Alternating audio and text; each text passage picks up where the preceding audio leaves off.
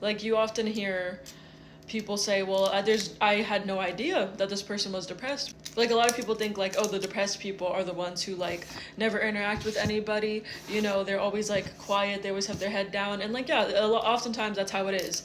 But that doesn't mean that the people who are bubbly and make conversation with everybody aren't depressed. I think that's where people get really confused. Even though I'm very introverted and I spend a lot of time alone, whenever I do get out, I tend to be like a social butterfly. I'm always joking around.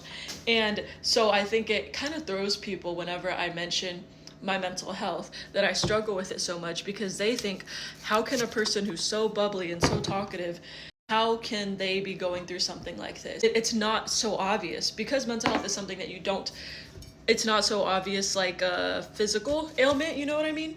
Then people don't really think much about it. But I think that's why we need to talk about it even more. You know, the last few days, like the last couple weeks, have been really difficult for me. But like, you wouldn't know whenever I'm streaming, because like I don't make it obvious, you know what I mean? But it's like I'm not feeling it exactly in that moment, but that's what it is. It's like it's not within all those moments. Like, it's in the, like, my day will start off fine. I'll have a good day. I'll be laughing, giggling, whatever.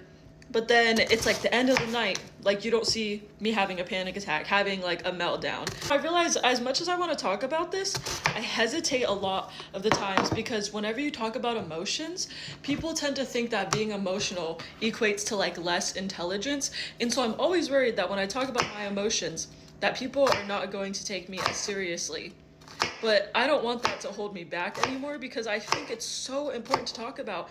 Because if this stuff was like, if I had heard this, you know, like if I had been there, like somebody like me, like for myself, like 10 years ago, that would have helped so much to know that people understand this. People thought that they didn't have to worry about me because I was always giggly and always friendly, but like, no, like I was always struggling, and it's like my struggles weren't taken seriously, because it was like, well, you're able to laugh and be funny in front of me right now, so clearly you're not that depressed. And that's where it goes wrong. That's why I feel like that's where those people, like, you hear like, oh, I never knew. It's because it was like that. That's why you never knew. It can look so different every day. Like, one day can be really bad, and then the next day can feel like you're not feeling any symptoms at all. And, you know, so then people think that there's no worry there, that there's no need for any concern.